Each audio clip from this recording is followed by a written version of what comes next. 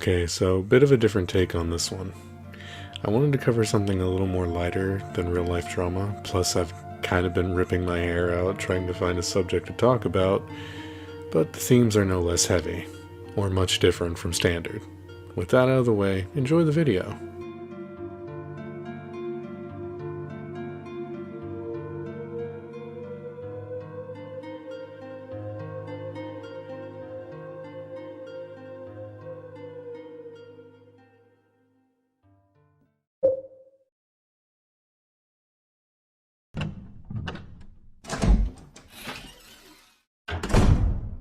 Why are games set in a far-off future so bleak? Why is it that even the most fantastical interpretations of space travel are mired with this feeling of absence in its deepest and darkest corners? I don't know personally how many people remember the early beginnings of No Man's Sky's release. I remember the developers had promised too much too early, the game itself feeling bare bones after I installed my physical copy. But over time, I witnessed the turnaround, the dedication that quite frankly a lot of AAA developers are sorely lacking. That's not me trying to defend Hello Games or anything, but just voicing that I admire the self-awareness and foresight it had to have taken to take an absolute skeleton of a release and turn into a feature-packed sci-fi enthusiast's wet dream.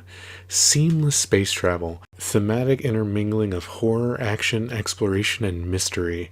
No Man's Sky went from being dead on arrival to an absolutely underrated gem. But in spite of that, it's still haunted by one of sci-fi's unintended shortcomings. Space is lonely. I don't mean lonely in the sense that you're forced to be alone. You can absolutely pick up this game with a friend and play together, or make friends on the game itself. I mean it's more lonely in the general sense. It's mostly still empty space. It's lonely like Minecraft is lonely, lacking in massive settlements or colonies that exist outside of your participation in the world the game is trying to convey to you. It's empty wilderness but crowded space stations, uninhabited planets but ships and freighters and stations and pit stops, simultaneously empty and full, a hitchhiker's universe. And I know I'm probably setting myself up to make this video obsolete if they ever decide to update the game with bustling and complex cities, but they're likely far off from that. I should be fine. And it's not just No Man's Sky that has this feeling. Many, many years ago, when the PS4 was new and not severely ancient, sounding like the turbines of a jet airplane, I played Warframe. Warframe, for those of you unaware, is a hyper-futuristic, free-to-play third-person action shooter. It's set in a future where humanity's evolution has diverged in a three-way split between warmongering murder clones, money-hungry cyborgs, and the tall, gray, semi-extinct Orokin. I don't have an image for these, sorry. This game was maddeningly addictive to play back in the early days, and still is today, but it's also incredibly lonely. Lonely in a more technical sense. Yes, the game is filled with bustling towns, plenty of activities for you to do, but because of the nature of the game itself, lacking straightforward direction, and being, in my opinion, heavily held back by its grind for content formula, you'll find yourself, as I found myself, lacking motivation to continue unless I'm playing with a group. Then in which case I could play for potentially hours. But I believe that's a universal thing. So what are these games getting wrong or missing? Well, nothing really. I'm not necessarily saying that loneliness is a bad thing. I think it's actually incredibly immersive from a world-building perspective.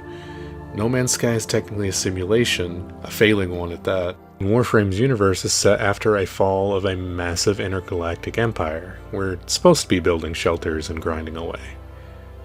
And then, for some reason, I don't feel that at all with this one game. Helldivers 2 completely washes away that lonely feeling. Granted, it gets washed away by mortar fire, explosions, and your fellow soldiers' body parts, but sometimes we can't be picky. I feel the reason why it's not so lonely is because everyone has a shared goal, a common enemy. And even though realistically we're probably playing as the bad guys, or at the very least severely incompetent good guys, I personally have not had more fun with a sci-fi themed game than I have with Helldivers 2. I feel its mission-based gameplay loop and its blink and you'll miss it almost live event storytelling is enough to keep me hooked on it for a very long time, barring any development problems down the road. As someone who used to play Left 4 Dead and even a little bit of Fortnite with old friend groups, I feel like the intermingling of the two genres, horde survival and live service game, is a unique blend that I feel is not being taken seriously enough, as it's revolutionary, it's sorely what the gaming industry needed, an actually fun and non-biased game, with developers invested in their own story.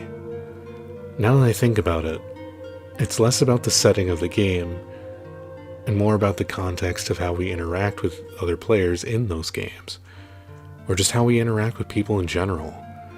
It's easier not to feel lonely when the intensity and the adrenaline hits you, when you're on the front lines as a team and you're not just grinding for the next Prime Warframe or cataloging another planet. There's an ending, an ultimate goal. It doesn't go on forever. All wars, all journeys must end. Perhaps it's just that then. Maybe when we know there's not a conclusion, any kind of open-ended game seems significantly more bleak. As I said throughout this video, lonely. It's harder to stay invested and not feel alone when the game itself expects so much and gives so little in return. But maybe that's just me. I've never really tried being a part of a community myself, until seemingly most recently. I don't know who else is watching, but I have to say, even though for most of this is probably way too early, thank you for subscribing. I hope this video hasn't been too big of a departure from my last 2 major uploads where I just go over drama, but I genuinely feel if I go over too much online controversy, my head will explode, so I appreciate you all and those who stayed for the end of the video. If you like rant, perspective, as well as my investigative controversy videos, there's more on the way. Remember to like, subscribe, and hit the notification bell so you don't miss when I upload, as well as following me on other platforms to stay updated. Until next time, this has been Metro Murray. Farewell, and be safe.